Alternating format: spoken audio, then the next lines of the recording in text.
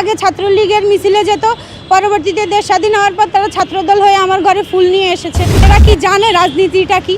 এরা ওই যে এদের নেতারা বলে এক প্যাকেট বিরিয়ানি দেয়, বলে যে আসো, এরা আসে। মিথ্যা মানুষকে অসম্মান ব্যতীত কিছুই দেয়। কি মিথ্যার সাথে ছিলাম না? কি ছিলাম না তো। সামাল যে দেওয়ার সে উপরে বসেই দিয়ে দিয়েছে। ওই যে বললাম না, তারা আগে ছাত্রলীগের মিছিলে যেত, পরবর্তীতে দেশ স্বাধীন হওয়ার পর তারা ছাত্রদল হয়ে আমার ঘরে ফুল নিয়ে এসেছে, মিষ্টি নিয়ে এসেছে। এদের এই যে এটাই তো সমস্যা।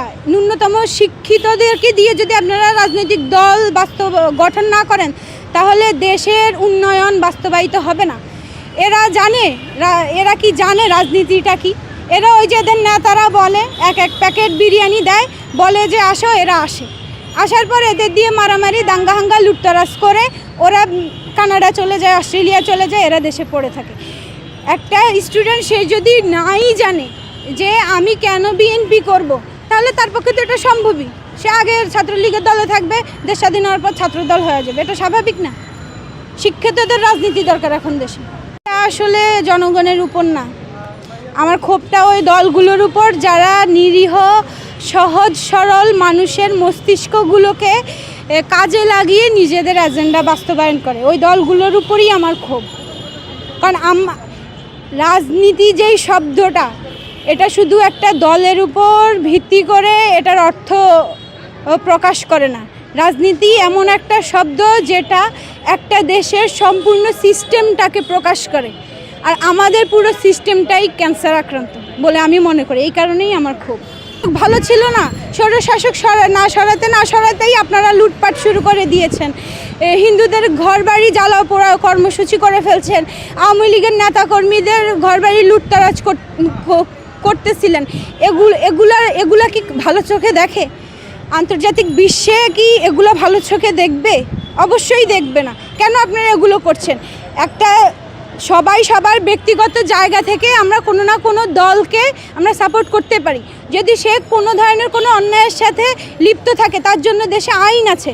যদি আপনারা দেশের আইন বিভাগ শাসন বিভাগকে সচল করতে চান বা বিশ্বাস করেন যে আইন বিভাগ শাসন বিভাগ আপনাদেরকে ন্যায় দিতে পারবে, তাহলে নিজেরা কেন এই ধরনের হানাহানি করছেন, লুটতরাজ করছেন? এটা কি কোনো সভ্য জাতির কাজ? আমাকে সেটার উত্তর দেন। আমি জাতির কাছে প্রশ্ন রাখতে চাই যে কোনো সভ্য জাতি কি এই ধরনের লুটতরাজ করে?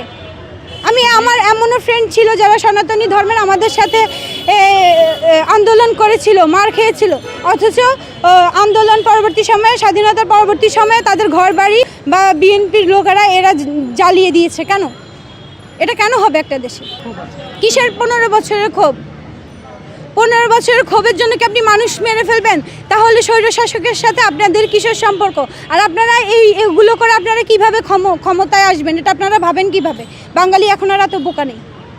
যারা বোকা ছিল তারা বৃদ্ধ হয়ে গেছে, তাদেরকে আর বাঙালি তাদের দিয়ে রাজনীতি চালাবে না। এখন যেই জেনারেশনটা আমরা চলছি, এরা এত বোকা না যে আপনারা চাইলেই এদেরকে যা খুশি তা গিলিয়ে ফেলতে পারবেন, দলীয় এজেন্ডা বাস্তবায়ন করতে পারবেন। এত সহজ হবে না। এখন কর্মকাণ্ডগুলো সভাপতি সহসভাপতির মতো হয়ে গিয়েছে, যার কারণে ওদের নিয়ে এত কথা হচ্ছে।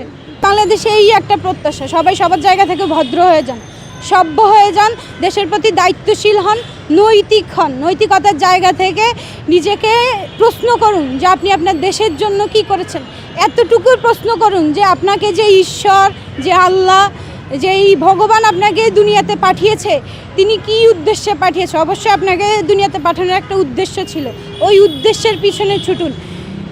এইসব অপরাজনীতির পিছনে ছুটে লাভ নেই।